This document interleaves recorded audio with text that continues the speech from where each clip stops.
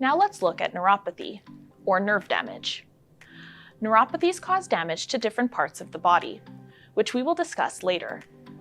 Neuropathies exist in two forms: peripheral neuropathy and autonomic neuropathy. Neuropathies develop within 10 years of being diagnosed with diabetes for 40 to 50% of people with diabetes. Again, because people with type 2 diabetes are often unaware of how long they have had diabetes before being officially diagnosed, it is possible for neuropathy to be present at the time of their diabetes diagnosis.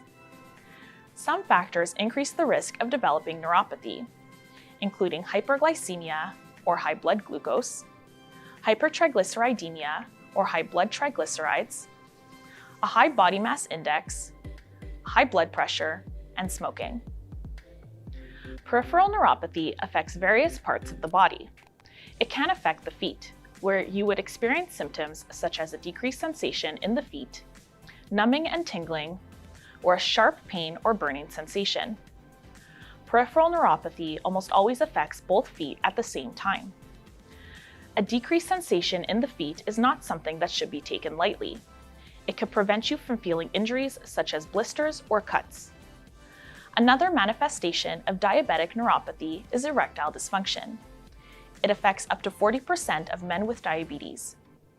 Erectile dysfunction can also be an early clinical indicator of cardiovascular disease. So regardless of the cause of your erectile dysfunction, discuss it with your healthcare team. They'll be able to treat it as well as the underlying cause. In some rare cases, peripheral neuropathy affects both hands. Neuropathies of the autonomic nervous system affects the internal functions of the body. It can affect the heart, which can cause a drop in blood pressure and palpitations. It could also affect the digestive system, which can cause gastroparesis, or a slowing of the movement of the stomach, which can slow digestion. It can also cause constipation or diarrhea. When the nerves of the urinary tract are affected, it could cause incomplete emptying of the bladder and incontinence, which could lead to urinary tract infections. On a more systemic basis, neuropathy could affect sweating. It could decrease sweating in the limbs and increase it in the trunk area, which could lead to heat intolerance. Taken all together, the symptoms of autonomic neuropathy can decrease hypoglycemia awareness. Both types of neuropathies can be prevented. The first way is to maintain blood glucose within target ranges. If you can maintain your blood glucose within target values, you can prevent the onset or slow the progression of neuropathy. Now let's turn our attention to specific organs and parts of the body, starting with the feet.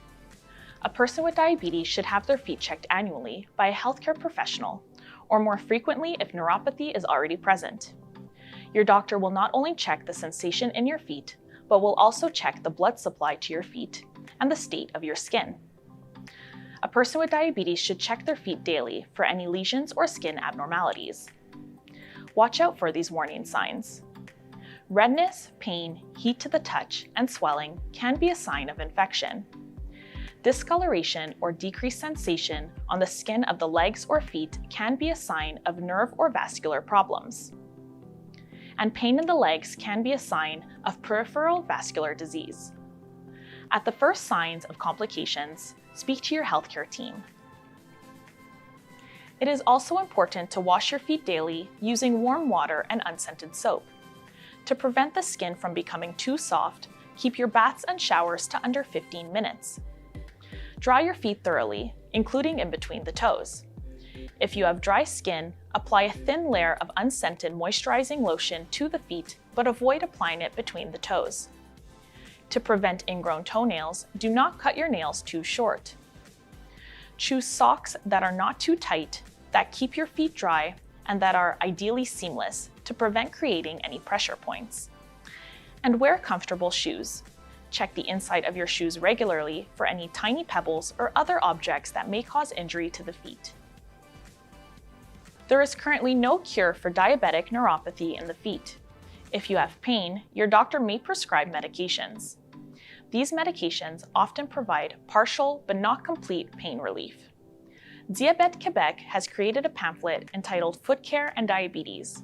You could download this document using the link in the description of this video.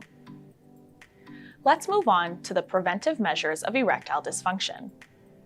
Your doctor can screen for erectile dysfunction using a questionnaire. If you have erectile problems, your doctor will first determine if the cause is physical or psychological. The risk factors for erectile dysfunction are the same as those for other diabetes complications, including age, duration of diabetes, not maintaining your blood glucose within target values, smoking, high blood pressure, dyslipidemia and cardiovascular disease, and a deficiency in androgen hormones, including a decrease in testosterone levels. 6 years after being diagnosed with type 2 diabetes, half of all men will experience erectile dysfunction. Once your doctor diagnoses the cause of your erectile dysfunction, medications may be prescribed. As mentioned earlier, one of the combined effects of different neuropathies is a decrease in hypoglycemia awareness. This increases the risk of severe hypoglycemia, since a person may not feel the first signs of hypoglycemia and therefore not take the immediate corrective measures. If you measure your blood glucose and see in fact that you are hypoglycemic but did not feel any symptoms, take note of it in your blood glucose device or in your blood glucose logbook and discuss it with your healthcare team. Different options may be considered, including more frequent testing, such as testing at night. This course has been made possible with the financial support of Rush Diabetes Care, a division of Hoffman La Roche Limited.